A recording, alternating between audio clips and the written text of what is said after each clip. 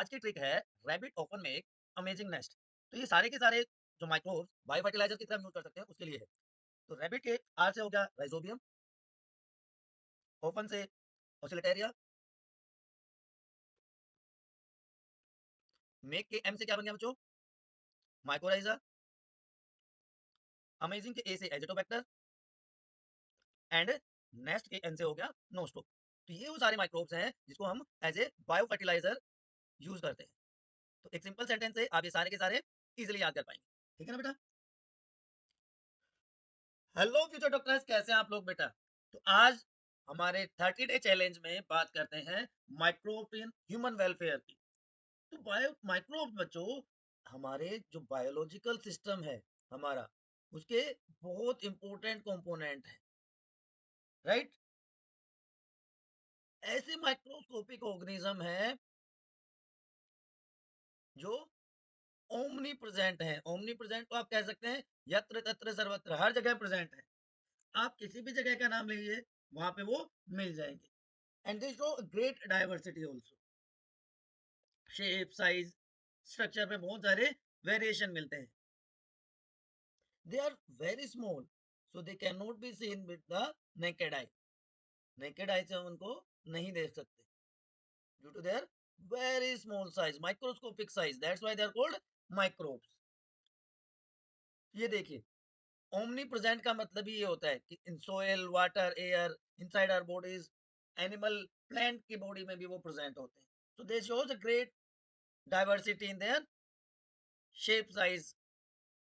ये beautiful picture देखिए, highly acidic environment में जो प्रेजेंट होते हैं उनको क्या कहते हैं, क्या कहते हैं, चलिए आप में से कोई बताइए क्या कहते हैं। Highly acidic, halophiles, they are known as halophiles. High temperature में रहेंगे thermoacidophiles. Clear. They includes fungi, viruses, bacteria, protozoa and this is the NCERT diagram. Microbes can be grown on nutritive media to form colonies.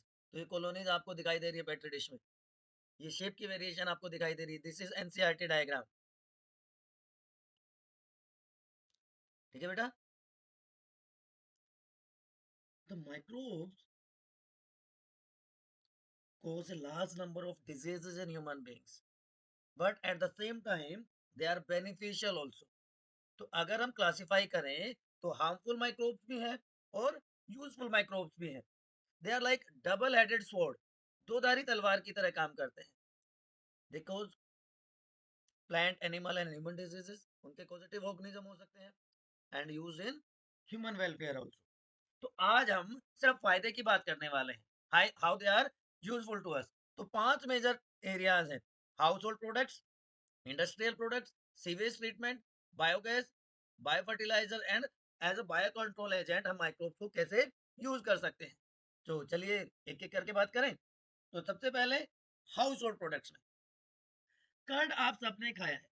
तो सबसे common जो use होता है वो curd making में lactic acid bacteria, जिसको lactobacillus कहा जाता है, या कॉमनली हम क्या कह देते हैं, lab, LAB, lactic acid bacteria, right. They are use to make curd. तो कैसे बनाते हैं, एक स्टार्टर लिया जाता है जिसको इनोक्यूलम कहा जाता है, वो ल्यूकवॉर्म मिल्क में ऐड कर दिया जाता है।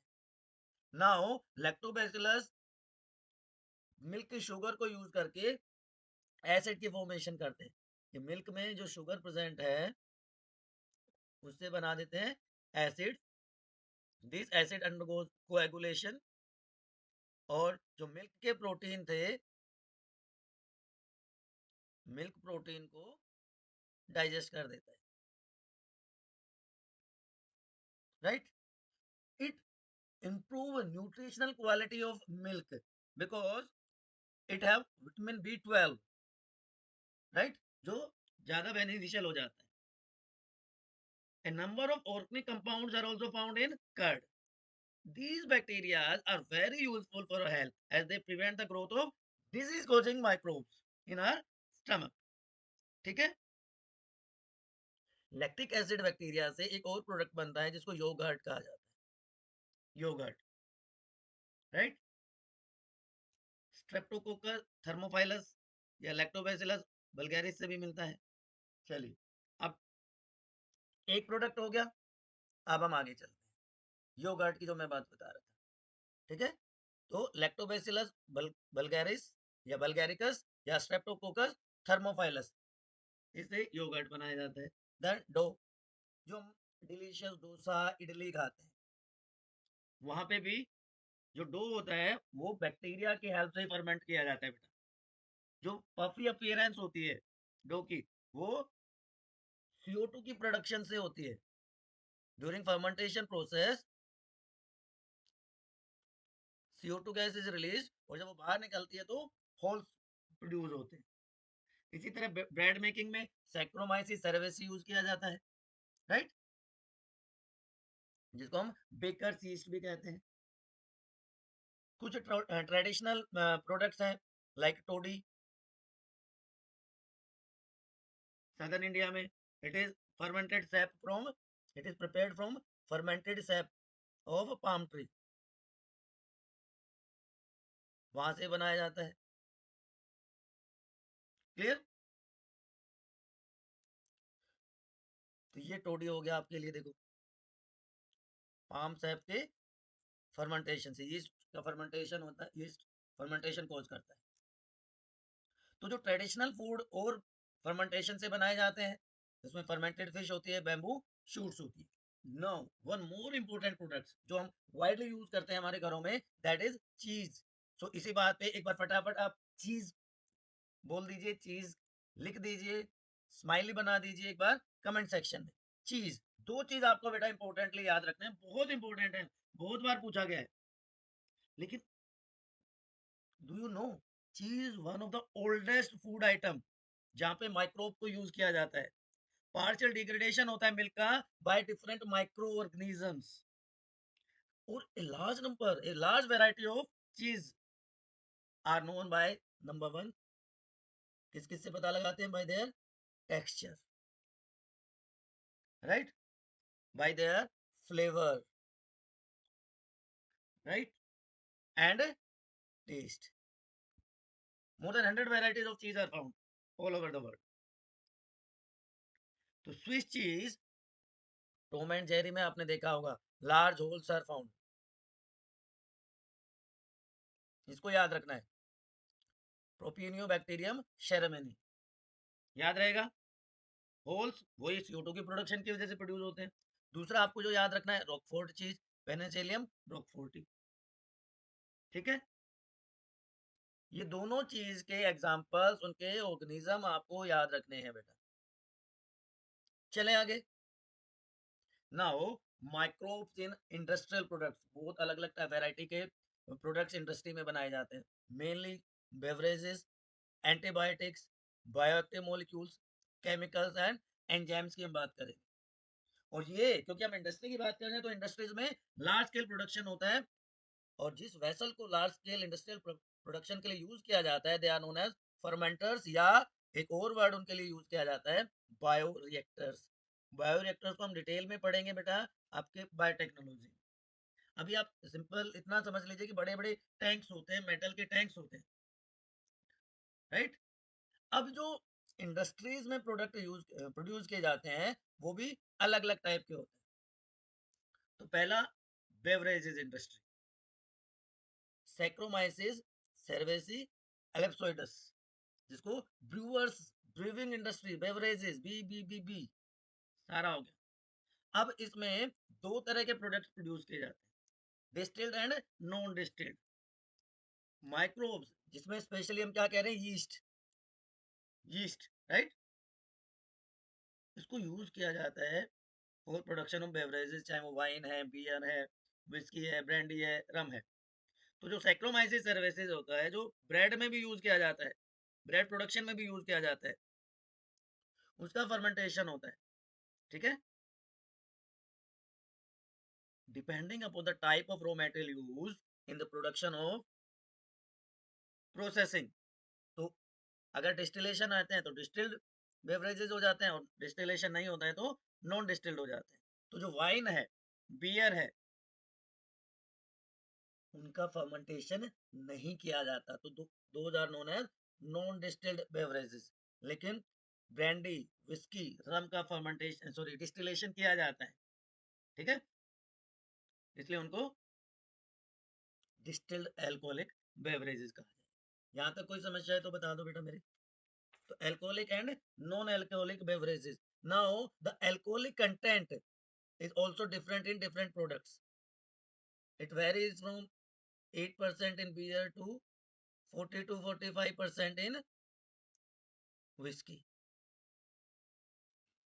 ठीक है, उस सारी डिटेल में भी आपको नहीं जाना है। Now antibiotics. एंटी का मतलब होता है अगेंस्ट, बायोस का मतलब लाइफ, तो इसका मतलब क्या हो गया, लाइफ के अगेंस्ट है ये प्रोडक्ट्स, राइट। तो अगेंस्ट लाइफ, लेकिन ये किसके लिए यूज हो रही है, माइक्रोब्स के लिए, कि माइक्रोब्स की लाइफ के अगेंस्ट है, ठीक है। ह्यूमन बींग्स के लिए इसको क्या कहेंगे, प्रो लाइफ। ह्यूमन बींग्स के लिए प्रो लाइफ है, लेकिन माइक्रोब्स के लिए अगेंस्ट लाइफ है। Antibiotic discovery was one of the significant most important discoveries of 20th century। ठीक है, ये वो सारी चीज जो आप अभी बात कर रहे थे, अगेंस्ट लाइफ और प्रो लाइफ। तो क्या होते हैं एंटीबायोटिक्स, ऐसे केमिकल सब्सटेंसेस जो माइक्रोब से प्रोड्यूस होते हैं और किल कर देते हैं, या ग्रोथ को स्लो डाउन कर देते हैं दूसरे माइक्रोब्स की, जो हमारे हार्मफुल माइक्रोब्स हैं उनको या तो खत्म कर देंगे, मार देंगे, या उनकी ग्रोथ को कम कर देंगे, ठीक है, याद रहेगा। पहली एंटीबायोटिक कौन सी थी, चलो बताओ फटाफट। फर्स्ट एंटीबायोटिक कौन सी थी, जल्दी से कमेंट सेक्शन में। First antibiotic discovered was penicillin, ठीक है, पेनिसिलिन, याद रहेगा। किसने बनाई थी, अलेक्जेंडर फ्लेमिंग ने। चलो, यहां तक कोई कंफ्यूजन, चलो। फिर अलेक्जेंडर फ्लेमिंग ने अकेले ने बनाई, तो ये दो साइंटिस्ट और थे, इनको नोबेल प्राइज क्यों मिला, फ्लोरी और चेन को। और यहाँ पे ये सोल्जर्स क्या कर रहे हैं, अब देखो, जब फ्लेमिंग ने काम किया ना बेटा, फ्लेमिंग ने जब डिस्कवरी की, उसने उसने क्या देखा कि एक मोल्ड है, उसने केमिकल प्रोड्यूस किया जो बैक्टीरिया की ग्रोथ को रोक देता है, जिसको उसने पेनिसिलिन नाम दिया, क्योंकि माइक्रोब कौन सा था, Penicillium notatum. Penicillium notatum microbe से। तो कई बार कंफ्यूज करने के लिए क्वेश्चन आता है कि first antibiotic was isolated from Penicillium notatum या दूसरे पेनिसिलियम क्राइसोथेम, दूसरे ऑप्शंस होंगे, तो आपको क्या करना है, नोटेटम करना है। लेकिन उसने तो बता दिया, ठीक है। प्रोडक्शन जो है, लार्ज स्केल प्रोडक्शन या इंडस्ट्रियल या कमर्शियल प्रोडक्शन के लिए जो कंट्रीब्यूशन दिया वो फ्लोरी एंड चेन को दिया जाता है, इसीलिए they got Nobel Prize in 1945 for discovery and production of penicillin. और वर्ल्ड वार टू में इसको वाइडली यूज किया गया, इसलिए सोल्जर्स आपको दिख रहे हैं, ठीक है, टू ट्रीट अफ्रीकन सोल्जर्स जो वुंडेड थे, जो घायल थे, उनको ट्रीट करने के लिए इसको यूज किया गया। तो कैसे बनाया जाता है, एंटीबायोटिक की प्रोडक्शन कैसे होती है, बहुत सिंपल से स्टेप हैं चार, एंटीबायोटिक प्रोडक्शन की चार सिंपल स्टेप हैं। पहला स्टेप कहते हैं ना, फर्स्ट थिंग फर्स्ट, पहला होता है कल्चर करना। हमने शुरू में देखा था पेट्री डिशेस में कि न्यूट्रिएंट मीडिया में माइक्रो ऑर्गेनिजम्स ऑप्टिमम कंडीशन में, माइक्रो ऑर्गेनिजम्स जो हमारे क्या है, एंटीबायोटिक्स प्रोड्यूस करेगी इन ऑप्टिमम कंडीशंस, और किस पे ग्रो करते हैं उनको, न्यूट्रिएंट मीडिया पे, इन न्यूट्रिएंट मीडिया, ठीक है बच्चों। समझ में आ गई बात? एक बार हमने उनको कल्चर कर दिया, ग्रो करवा लिया, ग्रो करने के बाद क्या करेंगे हम? आइसोलेशन भी तो करना पड़ेगा, आइसोलेट भी तो करना पड़ेगा, अलग भी तो करना पड़ेगा। तो उसका आइसोलेशन करते हैं इनटू द मीडियम, बना लिया, सॉरी ग्रो करवा दिया, आइसोलेट कर दिया, तो उसको अलग भी तो करना पड़ेगा, एक्सट्रैक्शन वहां से निकालना भी तो पड़ेगा। तो थर्ड स्टेप होता है एक्सट्रैक्शन, और इसमें उसका प्यूरिफिकेशन भी किया जाता है। तो एक्सट्रैक्शन एंड प्यूरिफिकेशन आप कह सकते हो फ्रॉम मीडिया, जो न्यूट्रिएंट मीडिया थे वहां से। एंड लास्टली जो प्यूरिफाइड प्रोडक्ट है उसका बायोवैस से किया जाता है, प्रोसेसिंग आप कह सकते हैं इसको। तो चार सिंपल स्टेप में इसको ऑब्टेन कर सकते हैं। तो एंटीबायोटिक्स, जो फ्लेमिंग ने स्ट्रेप्टोफाइलोकोकाई बैक्टीरिया पे काम करते हुए उसने देखा कि ए मोल्ड ग्रो कर जाता है जो अनवाश कल्चर प्लेट्स हैं, जहाँ पे स्टेफाइलोकोकस ग्रो नहीं करता। तो उसने देखा कि इसमें कुछ ऐसी केमिकल प्रॉपर्टीज हैं जो जिसकी वजह से ग्रो कर जाता है, उसको नाम दिया पेनिसिलिन, पेनिसिलिन नोटाटम के बाद। तो antibiotics have improved our capacity to treat deadly diseases like plague, whooping cough जिसको काली खांसी कहते हैं, डिप्टीरिया, लेप्रेसी, जिससे कि पहले मिलियंस ह्यूमन बीइंग्स की डेथ हो। ठीक है, तो दो जगह हमने यूज देख लिया, हमने हाउस होल्ड में देख लिया, हमने एंटीबायोटिक प्रोडक्शन में यूज देख लिया। अब है एक और important area, chemicals, enzymes, bioactive molecules, एक एक करके तीनों को डिस्कस करते हैं। ये बहुत इंपॉर्टेंट आपके एनसीईआरटी की टेबल है, आप इसका यहाँ से स्क्रीनशॉट ले लो, आप इसकी समरी शीट बना लो। क्यों? क्योंकि these are the organic acids produced by microbes, organic acids produced by microbes, बहुत इंपॉर्टेंट है, बहुत इंपॉर्टेंट है।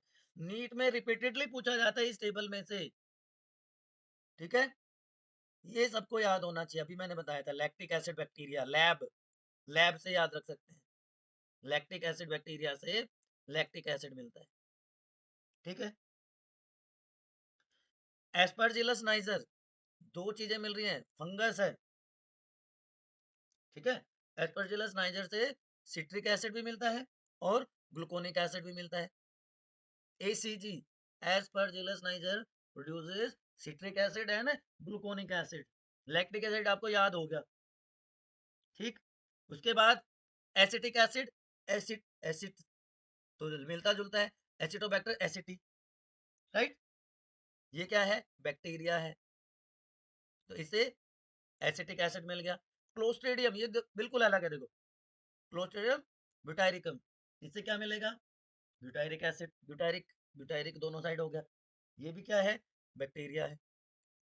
एंड राइजोपस, जो कि एक क्या है, बताओ ये कैसा माइक्रोब है? चलो आपसे पूछता हूँ, इससे फ्यूमेरिक एसिड मिलता है। तो ये तो सारे के सारे हो गए ऑर्गेनिक एसिड। इसके अलावा अल्कोहल भी प्रोड्यूस होता है, alcohol, ethanol, ethanol is produced from Saccharomyces cerevisiae, जो कि एक यीस्ट है। तो सैक्रोमाइसिस सेरेवेसी से अल्कोहल, इथेनॉल प्रोड्यूस होता है।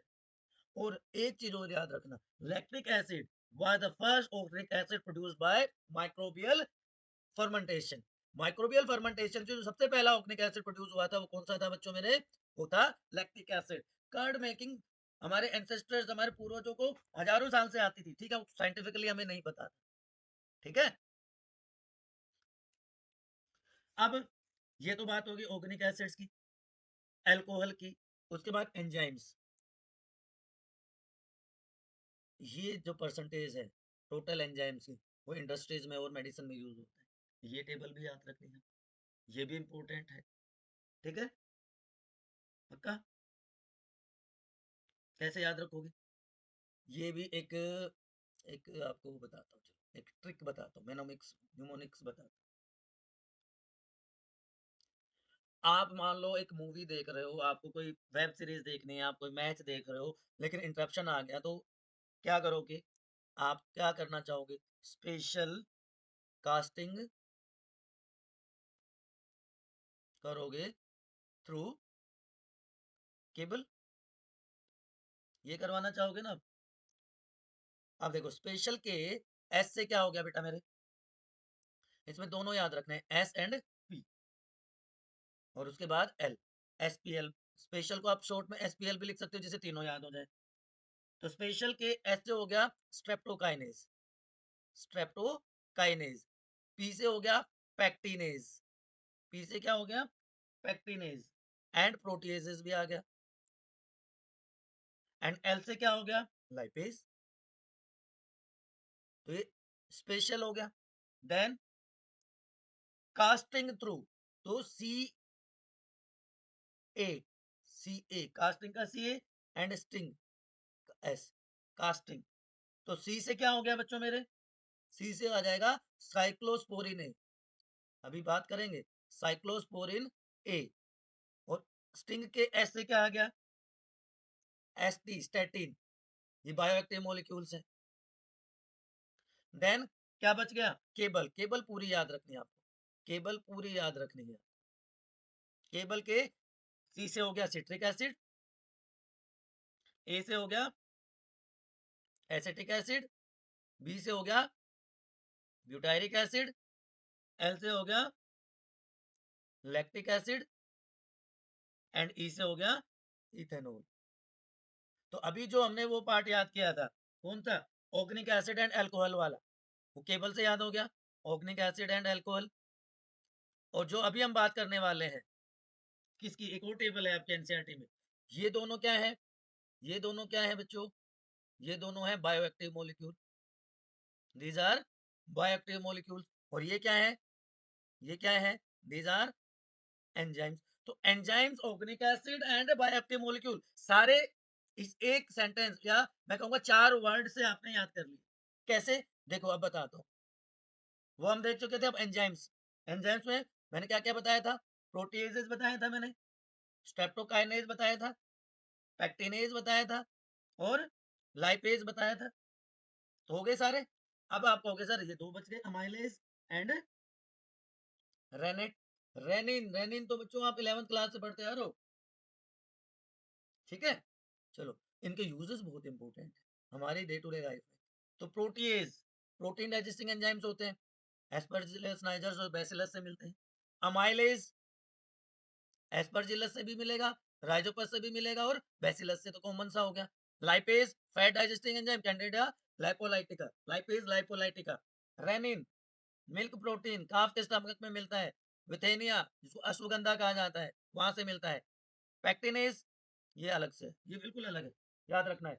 और स्ट्रेप्टोकाइनेज मिल जाता है स्ट्रेप्टोकोकाई से, जो क्लोट बस्टर का काम करता है। Streptokinase acts as clot buster, मैं इनके फंक्शन भी लिख देता हूँ, it is a clot buster, ठीक है। पैक्टिनेज किसमें यूज किया जाता है, पैक्टिनेज और प्रोटीएजेस। पैक्टिनेज यहाँ पे लिख देता हूँ, pectinase and pectinase plus protease. आपने देखा होगा जो आप घर में जूस बनाते हो वो इतना क्लीन नहीं होता, लेकिन बाजार से, मार्केट से जो हम जूस लेके आते हैं या वहां पे जो पीते हैं वो ज्यादा क्लीन होता है। क्यों, क्योंकि ये pectinase and proteases are used in cleaning the bottled juices, cleaning of bottled juices, इसलिए मार्केट का जो जूस होता है वो ज्यादा क्लीन होता है, जो कि जबकि हमारे घर का इतना क्लीन नहीं होता, ठीक है। लाइपेजेस, लाइपेज को हम यूज करते हैं डिटर्जेंट्स बनाने में, डिटर्जेंट की फॉर्मुलेशंस में, याद रह जाएगा। जो स्टेन्स हैं हमारे क्लोथ से, लॉन्ड्री से, उसको रिमूव करने के लिए यूज करते हैं। स्ट्रेप्टोकाइनेज बहुत इंपॉर्टेंट है, क्लोट बस्टर है, जो ब्लड वेसल्स के क्लोट्स बन जाते हैं वहां उनको रिमूव करने का काम आता है। स्पेशली जो हार्ट पेशेंट्स हैं जिनको मायोकार्डियल इन्फेक्शन होते हैं, जिसके वजह से हार्ट अटैक आता है उसमें, तो इसलिए ये बहुत बहुत इंपॉर्टेंट है, ठीक।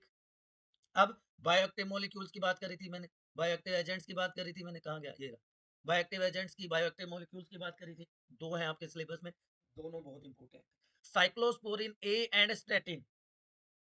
Cyclosporin A is obtained from trichoderma polysporum, trichoderma polysporum, और ये statin is obtained from monoscus purpureus। दोनों याद रखने हैं, ट्राइकोडर्मा एंड मोनस्कस। क्या काम आते हैं जी, एक फंजाई है, साइक्लोस्पोरिन ए, सॉरी, जो ट्राइकोडर्मा है वो क्या है, फंगस है, और दूसरा क्या है, यीस्ट है। Okay okay okay. क्या यूज किया जाता है as immunosuppressive agent during organ transplant? देखो ग्राफ्ट की हमने बात करी थी, ऑटोग्राफ्ट, एलोग्राफ्ट, जीनोग्राफ्ट। तो जब ग्राफ्ट होता है तो, या ब्लड ट्रांसफ्यूजन होता है, ऑर्गन ट्रांसप्लांट होता है, तो रिजेक्शन के चांसेस बहुत बढ़ जाते हैं। तो ऐसे पेशेंट जिनमें ऑर्गन ट्रांसप्लांट होता है उनको लाइफ टाइम इम्यूनोसप्रेसिव ड्रग्स लेनी पड़ती है। मैंने बताया था आपको ह्यूमन हेल्थ एंड डिजीज में। तो ये जो साइक्लोस्पोरिन ए जो मिलता है ट्राइकोडर्मा पोलिस्पोरम से, ये इम्यूनोसप्रेसिव एजेंट का काम करता है ऑर्गन ट्रांसप्लांट के टाइम। इसी तरह जो स्टैटिन है वो ब्लड कोलेस्ट्रॉल को कम करने के काम आता है। क्यों, कैसे? ये कंपिटिटिव इनिबिशन शो करते हैं, किसके साथ? कंपिटिटिव इनिबिशन शो करते हैं with inhibition with enzyme responsible for cholesterol production या कोलेस्ट्रॉल सिंथेसिस। तो कोलेस्ट्रॉल बनाने वाले जो एंजाइम्स हैं उनको अपना काम नहीं करने दें, इनडायरेक्टली आप ये बोल सकते हैं। ठीक है बच्चों मेरे, याद रह जाएगा। चलो जी, चलो चलो चलो चलो चलो। तो ये आपके सारे यूजेस हो गए। चाहे वो हमने बात करी, स्टार्टिंग हमने कहाँ से की, हाउस होल्ड प्रोडक्ट से, फिर हमने बात करी एंटीबायोटिक्स की, फिर हमने बेवरेजेस की बात करी, फिर केमिकल्स, मतलब organic acids, alcohol, then enzymes, then bioactive molecules, सारे के सारे एग्जांपल्स हमने याद कर लिए। बहुत बहुत इंपॉर्टेंट है, लेकिन मैंने ट्राई किया आपको सिंप्लीफाइड वे में बताने। अब दो और मेजर यूजेस है। बायोगैस प्रोडक्शन, जिसको हमारे कॉमन लैंग्वेज में गोबर गैस कहा जाता है, बहुत इंपॉर्टेंट है। और जो जिस हिसाब से शॉर्टेज है हमारे इंडिया में फ्यूल की, उसके लिए बहुत बहुत इंपॉर्टेंट। तो बायोगैस क्या होती है? बायोगैस बेटा सिंपल वर्ड में मैं आपको बताऊं तो biogas is a mixture of gases, mixture of gases, जिसमें मेन गैस कौन सी है? मीथेन। तो मीथेन रिच फ्यूल है which is produced by anaerobic breakdown या digestion of biomass, substrate level breakdown होता है। ठीक है, it is used as excellent fuel. जो कॉमन माइक्रोब इसमें यूज किया जाता है that they are known as methanogens. ठीक है, जो मीथेन प्रोड्यूसिंग बैक्टीरिया है। कौन सा मटेरियल यूज किया जाता है इसको बनाने के लिए, बायोगैस की प्रोडक्शन के लिए? तो कोई भी वेस्ट है, चाहे हमारा डोमेस्टिक वेस्ट है, इंडस्ट्रियल वेस्ट है, प्लांट एनिमल वेस्ट है, एग्रीकल्चरल वेस्ट है, काउ डंग है, ठीक है, उसको यूज किया जाता है। इससे दो फायदे होते हैं, एक तो हमें क्या मिल गया, गोबर गैस मिल गई, और जो लेफ्ट ओवर पार्ट है जो बच गया पीछे, उसको एज अ मैन्योर यूज किया जाता है, क्योंकि उसमें लिग्निन और सेलुलोज बहुत गुड अमाउंट में प्रेजेंट। ठीक है बेटा मेरे, याद रहेगा। अब मिथेनोजेंस क्या होते हैं? मीथेन प्रोड्यूसिंग ऑर्गेनिजम्स हैं, they are found in gut of animals, specially जो रूमिनेंट एनिमल्स होते हैं लाइक काऊ, उनकी गट में मिलते हैं। इसलिए आपने देखा होगा जो काऊ डंग होती है इसमें पेक्यूलियर स्मेल आती है, that is due to production of methane gas, right, याद रह जाएगा। तो मिथेनोबैक्टीरियम। अब बायोगैस की कंपोजिशन मैंने बताया ना, is a mixture of gases, but main component क्या है? मीथेन। तो 50 to 60% क्या है? मीथेन गैस है। तो काऊ डंग से हमने मीथेन गैस प्रोड्यूस करनी है, ठीक है, जिसको एज ग्रीन एनर्जी यूज किया जाता है। उससे तो एज उसको fuel, as a fuel use कर लिया हमने। और जो सेकंड पार्ट था उसको एज ए मैन्योर यूज कर लिया। क्यों? उसमें क्या चीजें हैं? उसमें लिग्निन है और उसमें क्या है? सेलुलोज है। ठीक, तो ये बाकी गैसेस है। सेकंड मोस्ट अबंडेंट गैस क्या है? Carbon dioxide. उसके बाद नाइट्रोजन, हाइड्रोजन एंड ऑक्सीजन के ट्रेसेस मिलते हैं। एडवांटेजेस ऑलरेडी मैंने बता दिए कि सबसे पहली बात तो प्रेजेंट सिनेरियो में क्या है? रिन्यूएबल सोर्स है एनर्जी। दूसरा है पोल्यूशन फ्री है, इको फ्रेंडली है। तीसरा क्या है? कंप्लीट कंबशन होता है तो स्मोक प्रोड्यूस नहीं होता। चीप है, सेफ है, ठीक है, और नॉन कन्वेंशनल सोर्स है। दूसरा फायदा कि गैस के साथ साथ फ्यूल के साथ साथ हमें क्या मिल रहा है? हमें फर्टिलाइजर भी मिल रहा है, लिग्निन और सेलुलोज रिच। है ना। तो ये ड्यूल पर्पस हो गया। अब एक टिपिकल बायोगैस प्लांट क्या होता है, कैसे काम करता है? इसमें हमें ये तो पता है कि अनाएरोबिक क्या होता है, अनाएरोबिक ब्रेकडाउन होता है। जो ये वेसल आपको दिख रहा है, it is known as digester. एक air tight and closed cylinder होता है, सिलेंड्रिकल टैंक होता है, जो एक 10 to 15 फीट डीप होल में डाला जाता है। ठीक है, ओके जी, डाल दिया जी। उसके बाद क्या होगा, इसमें काऊ डंग प्लस वाटर, जिसको हम स्लरी कहते हैं, वो ऐड की जाती है। ओके जी, डाल दिया। उसके बाद क्या होगा, उसके बाद प्रोसेसिंग होगी, अनारोबिक डाइजेशन होगा, और एक आउटलेट। तो इनलेट से तो हमने स्लरी डाल दी, ये इनलेट हो गया। इनलेट से हमने स्लरी डाल दी, काऊ डंग प्लस वाटर मिक्स करके डाल दिया। अब एक आउटलेट होगा, एक पाइप होगा, जिसके थ्रू गैस को कलेक्ट किया जाएगा।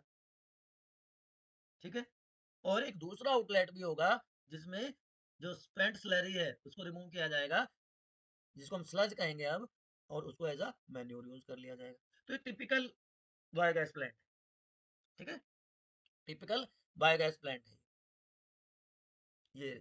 दूसरी तरीके से आप देख सकते हो कि इसमें एक कंक्रीट टैंक है, जिसको हम डाइजेस्टर कह रहे हैं। एक फ्लोटिंग वाटर का सॉरी कवर है, जिसको उसके ऊपर रखा जाता है, जो ऊपर की तरफ उठता रहता है। आउटलेट है, पाइपलाइन कह सकते हैं, टू सप्लाई बायोगैस। आउटलेट है टू रिमूव स्लरी स्लज, जिसको एज अ फर्टिलाइजर यूज करें। ठीक है, ये जो IARI है, Indian agriculture research institute, along with khadi and village industrial commission, इन्होंने इस फील्ड में बहुत काम किया। KVIC, khadi and village industries commission, इन्होंने टेक्नोलॉजी डेवलप की बायोलॉजी सॉरी बायोगैस प्रोडक्शन के इंडिया में। तो ये दोनों नाम भी आपको याद होने चाहिए। कौन से माइक्रोब यूज किए जाते हैं? मिथेनोबैक्टीरियम। ठीक है, mixture of methane gas, methanogens, cellulosic material, क्योंकि प्लांट वेस्ट यूज कर रहे हैं, उस पर ग्रो करता है, और जो मीथेन गैस प्रोड्यूस करता है, चीफ कॉन्स्टिट्यूएंट है बायोगैस का ये। और दूसरे एनारोबिक बैक्टीरियाज हैं जो यूज किए जाते हैं, क्लोस्ट्रिडियम है, सुडोमोनास है, एसिटोबैक्टर एसिटी है, मिथेनोकोकस, मिथेनोबैसिलस। ठीक है, ये आप कुछ नाम इसमें से याद रख सकते हैं, लेकिन ये दोनों आपको कंपलसरी याद रखने हैं, Indian agriculture research institute and KVIC, khadi and village industrial commission, जिसने वो डिजाइन बनाया है बायोगैस प्लांट। याद रहेगा मेरे बच्चों। अब माइक्रोब का यूज है कहाँ पे? माइक्रोब का यूज है बेटा मेरे in the production of sorry in sewage treatment. Sewage, what is sewage? आप में से कितनों को पता है सीवेज क्या होता है? बताओ, व्हाट इज सीवेज? बताओ बताओ बताओ बताओ फटाफट, एक बार कमेंट सेक्शन में बताओ। और अगर यहाँ तक कोई कंफ्यूजन है तो वो भी बताओ, what is sewage? Municipal waste, domestic waste, जिसमें लार्ज अमाउंट हो ऑर्गेनिक मैटर का, उसको हम क्या कह देते हैं बेटा? सीवेज कह देते हैं। Municipal waste water having large amount of organic matter and microbe, that is known as sewage. याद रहेगा। अब इस सीवेज में human excreta, human waste major component होता है। इसके अलावा ऑर्गेनिक मैटर, माइक्रोब्स भी लार्ज अमाउंट में इसमें प्रेजेंट होते हैं, that is okay. But main जो है वो क्या है? मेन क्या है बच्चों मेरे? बताओ, मेन क्या है? Human excreta, human waste. याद रहेगा। तो ये जो सीवेज है उसको ट्रीट किया जाता है इन सीवेज ट्रीटमेंट प्लांट्स, जिससे इसका पोल्यूशन लेवल है जो थोड़ा सा कम हो जाए। ठीक है, तो दो स्टेजेस में इसको कंप्लीट किया जाता है। प्राइमरी, जिसको हम फिजिकल ट्रीटमेंट भी कहते हैं, एंड सेकेंडरी ट्रीटमेंट, जो कि बायोलॉजिकल ट्रीटमेंट, माइक्रोब्स को उसमें यूज किया जाता है। Treatment of waste water is done by heterotrophic microorganisms. अब हेट्रोट्रोपिक माइक्रोऑर्गेनिजम्स कहाँ है? These heterotropic microorganisms या heterotropic microbes short में अगर हम लिखें, they are naturally present in this sewage. ठीक है, नेचुरली प्रेजेंट है। बस उसको प्रॉपरली यूटिलाइज करना। ठीक है, तो चलिए एक एक करके डिस्कस करते हैं। लार्ज क्वांटिटी जो है वेस्ट वाटर की इससे जनरेट होती है ना। और म्यूनिसिपल वेस्ट है जिसको हम सीवेज कह रहे हैं, वी ऑलरेडी नो दैट। एक क्विक रिकैप है एक तरह से हम कह सकते हैं। ऑर्गेनिक मैटर इसमें प्रेजेंट है और ये इतना हार्मफुल होता है, इसमें इतने सारे केमिकल्स होते हैं कि इसको हम डायरेक्टली डिस्चार्ज नहीं कर सकते नेचुरल वाटर बॉडीज में। लेकिन आजकल क्या हो रहा है, आजकल जो इंडस्ट्रियल इफ्लुएंट्स हैं वो भी डायरेक्टली इसमें डाले जा रहे हैं। It is very bad practice. तो अब हम बात करते हैं पहले प्राइमरी ट्रीटमेंट की। ये सीवेज ट्रीटमेंट प्लांट आपको दिख रहा है। प्राइमरी ट्रीटमेंट दो स्टेजेस में करना है। प्राइमरी ट्रीटमेंट को और क्या कहते हैं बच्चों मेरे? It is also known as physical treatment. चलो पूरा ही लिख देता हूँ, फिजिकल ट्रीटमेंट कहते हैं इसको। इसमें क्या करना है? It involve physical removal of large particles, large and small form sewage. इसमें दो प्रैक्टिसेस हम कर सकते हैं। इसमें दो प्रैक्टिसेस होती हैं इनफैक्ट। एक फिल्ट्रेशन होता है, एक सेडिमेंटेशन होता है। सो फिल्ट्रेशन एंड सेडिमेंटेशन। तो फिजिकल रिमूवल ऑफ पार्टिकल्स, जहाँ पे जो फ्लोटिंग डेब्रिस है वो तो फिल्ट्रेशन हो जाएगा सिक्वेंशनल, के अलग अलग टाइप के मैसेज होते हैं जिसके थ्रू वो पास होते रहते हैं। एंड जो ग्रिट होगा, सॉइल और जो स्मॉल पेबल्स होंगे वो सेडिमेंटेशन के थ्रू सेटल डाउन हो जाएंगे नीचे, राइट। तो जो सारे के सारे सेटल डाउन हुए सॉलिड्स वो क्या कहलाते हैं? Primary sludge. देखो, जब भी कोई चीज सेडिमेंट करते हैं तो दो पार्ट बन जाते हैं ना उसके। जो चीजें सेटल डाउन हो गई वो तो क्या बना देंगी? पैलेट बना देंगी। ये क्या कहलाता है? Primary sludge. और जो चीजें ऊपर है वो क्या कहलाएंगी? या उनको हम क्या कहेंगे? उसको नॉर्मली क्या कहते हैं? सुपरनेटेंट। तो सुपरनेटेंट क्या हो गया? सुपरनेटेंट में क्या है? प्राइमरी एफ्लुएंट, जिसको आगे यूज किया जाएगा, आगे ट्रीट किया जाएगा। तो प्राइमरी स्लज रह गया और प्राइमरी एफ्लुएंट हो गया। क्लियर? अब ये जो एफ्लुएंट है इसको भेजा जाता है सेटलिंग टैंक में फॉर द सेकेंडरी ट्रीटमेंट। तो प्राइमरी एफ्लुएंट है, तो उसको कहाँ भेजेंगे हम? एरेशन टैंक में। ठीक है, वहां पे कांस्टेंट एजिटेशन होगा, उसको हिलाया जाएगा और वहां पे फ्लोक्स डेवलप हो जाएंगे। Water flocs, masses of bacteria associated with fungal filaments, जिससे एक मैश लाइक स्ट्रक्चर बन जाएगी। एक मैं एक ओवरव्यू में डिटेल में बताऊंगा आपको। ठीक है, फ्लोक्स बन गए। वो फ्लोक क्या करेंगे? वो कंज्यूम कर लेंगे ऑर्गेनिक मैटर को जो कि एफ्लुएंट में प्रेजेंट है, और बायोलॉजिकल ऑक्सीजन डिमांड घट जाएगी। किसकी? किसकी? Yes, effluent. ठीक है, अब क्या किया? जो एफ्लुएंट है उसको सेटलिंग टैंक में भेज दिया। अब जो फ्लोक है वो एक्टिवेटेड स्लज बना देते हैं, उसको और बड़े टैंक में भेज देते हैं, जिसको एनारोबिक स्लज डाइजेस्टर कहते हैं। वहां पे एनारोबिक बैक्टीरिया काम करेंगे उसके ऊपर और बायोगैस प्रोड्यूस करते हैं। ठीक है, ये कुछ फोटोग्राफ्स हैं जो आपको दिखा रहे हैं कि प्राइमरी ट्रीटमेंट में क्या हो रहा है और सेकेंडरी ट्रीटमेंट में क्या होता है। देखो, बार स्क्रीन है, ड्रॉ आया सीवर से सॉरी, ग्रिड चैम्बर है, यहाँ पे ग्रिड पेबल्स, स्मॉल पेबल्स वगैरह हमने हटा दिए यहाँ से, राइट। उसके बाद सेटलिंग टैंक, सेडिमेंटेशन हो गया। ये नीचे क्या बन गया? नीचे क्या बनता है? चलो बताओ, नीचे क्या बनता है? अरे अभी तो बताया था मेरे बेटे, प्राइमरी स्लज और ऊपर प्राइमरी एफ्लुएंट। तो प्राइमरी स्लज नीचे चला गया, इसको स्लज डाइजेस्टर में भेज देंगे। और जो प्राइमरी एफ्लुएंट बना इसको भेजा एरिएशन टैंक में फॉर सेकेंडरी ट्रीटमेंट, जिसको हम बायोलॉजिकल ट्रीटमेंट भी कहते हैं। वहां पे एरोबिक और एनारोबिक बैक्टीरिया है, फ्लोक की फॉर्मेशन हो जाएगी सेटलिंग टैंक में।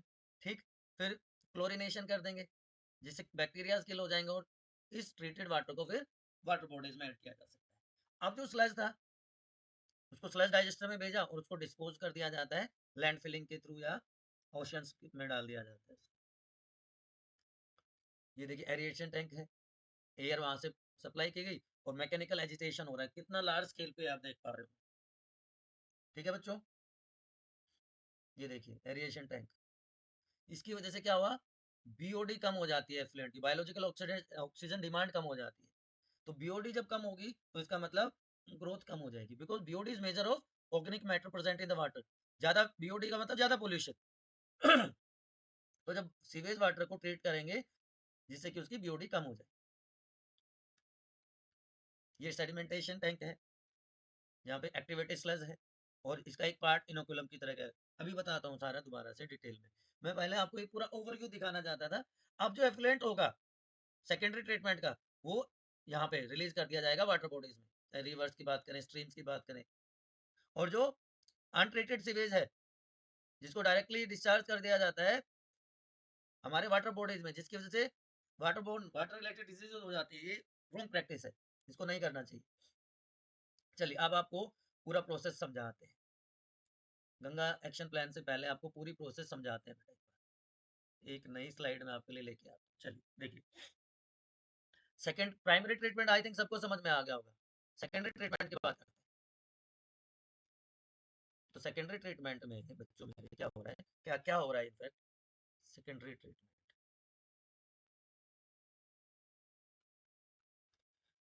की, बायोलॉजिकल ट्रीटमेंट इसको कहा जाता है।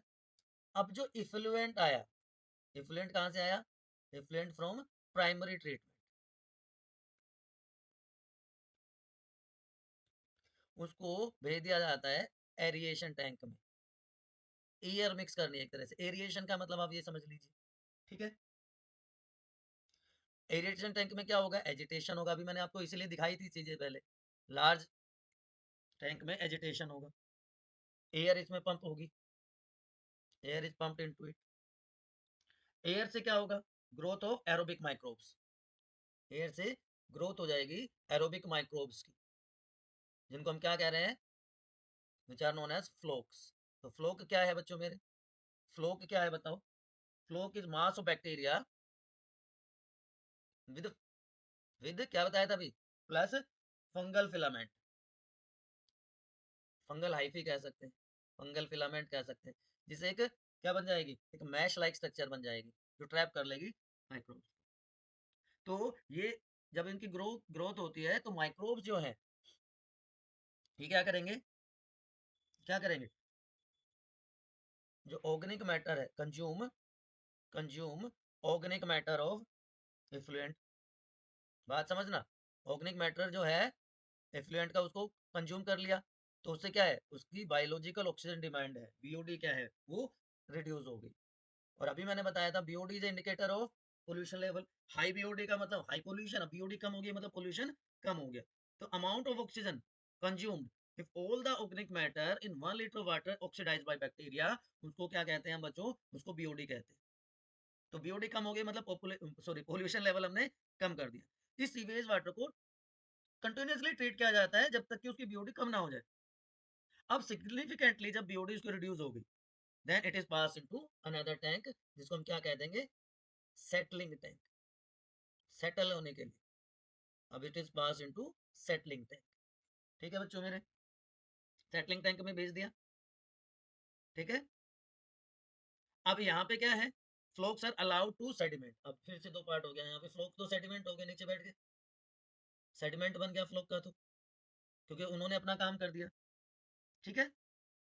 अब ये जो फ्लोक सेडिमेंट में हुए, अब इसको कहेंगे हम activated sludge, it is known as activated sludge. अब small part of this activated sludge is sent into the large tank,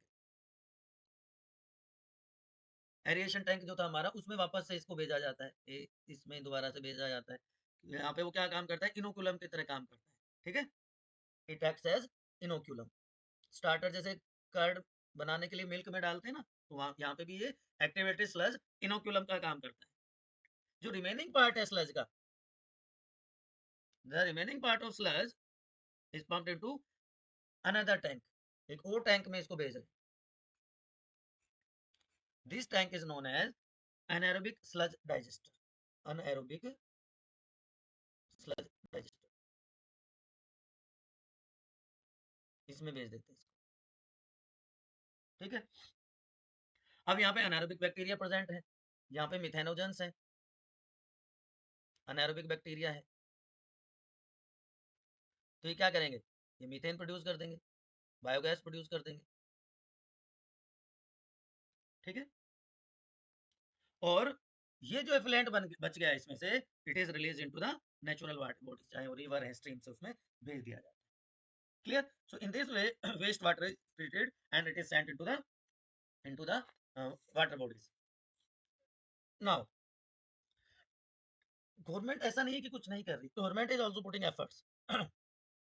तो ministry of environment, forest and climate change, MOF, ठीक है, अब इसको ministry of environment and forest कह दिया गया है, under national rivers conservation authority. किसके under? National river conservation authority, national river conservation authority. इसके साथ मिलके इन्होंने दोनों ने मिलकर काम किया है, स्टार्ट किया गंगा एक्शन प्लान, उसके बाद यमुना एक्शन प्लान भी स्टार्ट किया। तो Ganga action plan and sorry Ganga action plan and Yamuna action plan उन्होंने स्टार्ट किया। ठीक है, तो गंगा एक्शन प्लान में कोशिश की गई कि गंगा को क्लीन किया जाए। इसके अलावा अब आगे गोमती, सतलुज एक्शन प्लान भी बनाए गए हैं to save these major river from pollution. तो इनमें क्या किया जाता है, देखिए इनकी हालत क्या है, इनकी हालत क्या है, सेम आप इसके लिए देख सकते हैं। तो Ganga and Yamuna action plan बनाए गए हैं। ठीक है, इसमें क्या किया जाता है, सीवेज ट्रीटमेंट प्लांट्स बनाए जाते हैं इनके आसपास, सीवेज ट्रीटमेंट प्लांट्स। और उसका रोल हमने देख लिया क्या कैसे काम करता है, already you know that. So that only treated water, only treated water, treated water का मतलब ट्रीटेड सीवेज से है, डिस्चार्ज इनटू द रिवर्स। ठीक है, अब एक लास्ट टॉपिक बचता है, microbes in bio control, microbes as bio control agents. तो ये इंपॉर्टेंट माइक्रोब्स हैं। बायो कंट्रोल का मतलब क्या होता है, what is bio control? Biological methods, biological methods, है ना। बायो कंट्रोल का मतलब तो यही हो गया, for controlling plant diseases, for controlling paste plus plant diseases. ठीक है बच्चों मेरे, कि मॉडर्न एग्रीकल्चर सिस्टम में फार्मर्स ने केमिकल का यूज बहुत ज्यादा बढ़ा दिया है, insecticide, pesticide, weedicide to control plant diseases and pests. But increased use of these chemicals is harmful, क्योंकि केमिकल है तो टॉक्सिक है, राइट? तो वो ह्यूमन बींग्स के लिए भी, प्लांट के लिए भी, एनिमल्स के लिए भी, एनवायरमेंट के लिए भी, soil pollution, ground water pollution सब कर रहा है। तो now shift is towards biological control, biological agents को यूज करके उनको कंट्रोल किया जाए। ठीक है, which can be very effective. तो biological control of pest and diseases, तो ये कुछ माइक्रोब्स हैं जिनको यूज किया जाता है। ठीक है, ये मैंने ऑलरेडी बता दिया आपको। तो लेडी बर्ड बीटल है, उसको यूज किया जाता है एफिड्स को कंट्रोल करने के लिए। ड्रैगन फ्लाई को यूज किया जाता है मॉस्किटो को कंट्रोल करने के लिए, वही टेबल जो मैं आपको अभी दिखा रहा था, है ना। बैक्यूलोवायरस स्पेशल टाइप का न्यूक्लियो हाइड्रोवायरस है, बहुत इंपॉर्टेंट है, आर्थ्रोपोड इनका होस्ट होता है। ट्राइकोडर्मा सोइल बोर्न पैथोजन है। आप देखिए बैसिलस thuringiensis का क्लासिकल एग्जांपल है, लेकिन उससे पहले ये दोनों example lady bird and dragon flies, mosquito और सॉरी एफिड और मॉस्किटो के लिए याद रखने हैं। बैसिलस thuringiensis बटरफ्लाई कैटरपिलर को यूज करता है, उसके लिए यूज किया जाता है एज कंट्रोल। इसको भी हम बायोटेक में पढ़ेंगे, हम bacillus thuringiensis, BT cotton, BT cotton हम पढ़ेंगे इसको डिटेल में। ठीक है, अब ये क्या है, ये इंसेक्टिसाइडल प्रोटीन प्रोड्यूस करता है, और जैसे ही कोई इंसेक्ट इसको कंज्यूम करता है, उसके लार्वा में ये टॉक्सिन एक्टिव हो जाता है और उसको किल कर देता है। बीटी कॉटन में बता रहा था, इसको हम डिटेल में डिस्कस करेंगे बच्चों। ठीक है, ट्राइकोडर्मा फ्री लिविंग फंजाई है, तो रूट इकोसिस्टम में मिलता है। इसी तरह राइजोबियम बैक्टीरिया है, रूट नोडुल्स में मिलता है, राइजोबियम सॉरी लेग्यूमिनस प्लांट्स की। एजोस्पाइरलम और एजोबैक्टर नाइट्रोजन कंटेंट बढ़ा देते हैं सोइल का। अब यहाँ पे मैं एक और स्पेशल, एक तो ट्राइकोडर्मा आपको याद रखना है, ट्राइकोडर्मा, क्योंकि एनसीईआरटी में जो एग्जांपल है वो तो याद करना ही करना है। Free living fungi, free living fungi है बच्चों, ठीक है। रूट इकोसिस्टम में मिलते हैं, बायो कंट्रोल एजेंट्स हैं, और बैक्यूलो वायरस, बैक्यूलो वायरसेस, ये भी इंपॉर्टेंट। ये किससे बिलोंग करते हैं, मैंने बताया था, न्यूक्लियो पॉलीहेड्रोवायरस, न्यूक्लियो पॉलीहेड्रोवायरस, ठीक है, ये जीनस है इसका। Baculovirus belongs to genus nucleopolyhedrovirus and acts as biological control agents, biological control agent की तरह उसको यूज किया जाता है। दे क्यों यूज किया जाता है, स्पीसीज स्पेसिफिक है, नैरो स्पेक्ट्रम है, टारगेटेड ऑर्गेनिज्म पे ही काम करते हैं, ठीक है। बैक्यूलोवायरसेस का नेगेटिव इंपैक्ट नहीं है on non target organism, narrow spectrum की वजह से, ठीक है। तो जो बायोलॉजिकल कंट्रोल एजेंट्स हैं are useful in overall integrated pest management, IPM. जब बेनिफिशियल इंसेक्ट्स को कंजर्व किया जाता है या इकोलॉजिकल सेंसिटिव एरिया को कंजर्व किया जाता है तो उसको कहते हैं इंटीग्रेटेड पेस्ट मैनेजमेंट। तो माइक्रोब्स फर्टिलाइजर की तरह भी यूज किए जाते हैं, ये सारे याद रखने हैं। Rhizobium leguminosarum, rhizobium phaseoli, azotobacter azospirillum. Free living कौन से हैं, सिम्बायोटिक कौन से हैं, ये आपको याद रखने बेटा, ठीक है। अब बस एक चीज और बता देता हूँ मैं आपको, एक चीज और बता देता हूँ नहीं, इससे पहले मैं एक चीज और बता देता हूँ आपको, एक स्लाइड और आपके लिए मुझे इंसर्ट करनी पड़ेगी। यस, जनरेशन ऑफ पेस्टिसाइड्स, जैसे हमने वैक्सीन की जनरेशन पढ़ी है, वैसे generation of pesticides. First generation, इसमें क्या आ जाते हैं, इनऑर्गेनिक सब्सटेंसेस, जैसे इंसेक्टिसाइड्स, ठीक है। सेकेंड जनरेशन ऑफ पेस्टिसाइड, इसमें क्या आ जाएगा, synthetic organic compound substances, synthetic organic substances, ये second generation. And now third generation, insect hormones, जिसको हम क्या कहते हैं, pheromones, they act as third generation pesticides, ठीक है। अब फंजाई, फंजाई का एसोसिएशन होता है किसके साथ, बताओ, प्लांट के साथ। फंगल लाइफी का association with plant is known as mycorrhiza. Symbiotic association है, ग्लोमस इसका बेस्ट एग्जांपल है, ठीक है। अब क्या एसोसिएशन है, जो फंजाई है it absorb phosphorus from the soil, और वो फॉस्फोरस वो दे देता है प्लांट, ठीक है। अब जो बहुत सारे मेंबर्स हैं ग्लोमस जीनस के, वो मायोराइजा बनाते हैं। क्या बेनिफिट है, why they are used, cyanobacteria को भी यूज करते हैं, ये तो बायो फर्टिलाइजर वाली बात होगी। क्यों यूज किया जाता है, number one, resistance to soil borne diseases, soil की वजह से, सॉइल पैथोजन की वजह से जो डिजीज होता है उसके अगेंस्ट रेजिस्टेंस डेवलप हो जाता है, ठीक है जी। और क्या होता है, increase tolerance, increase tolerance to salinity, high saline condition में भी प्लांट ग्रो कर सकता है, ड्रोट में भी कर सकता है, तो ये भी रेजिस्टेंस डेवलप हो गया। Increase in plant growth and develop. अब ये साइनोबैक्टीरिया जो है उनको भी बायो फर्टिलाइजर यूज कर सकते हैं, ये स्लाइड पहले आनी चाहिए थी, चलिए कोई बात नहीं। तो मेजर चीजें हमने डिस्कस कर ली।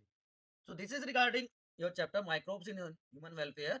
अगर फिर भी कोई डाउट है तो क्या करना है आपको, कमेंट सेक्शन में पूछना है आपके स्टडी डेस्टिनेशन के। और क्योंकि ये 30 डे चैलेंज हम कर रहे हैं, तो आप खुद तो देखिए आप कितना स्कोर कर पा रहे हैं, कितना सीख पा रहे हैं, लेकिन आपको अपने फ्रेंड्स के साथ भी शेयर करना है, जिससे आपको पता चले ना वो कितने पानी में है। और अगर चैनल पर पहली बार आए तो सब्सक्राइब कर दीजिए, और कीप स्टडिंग।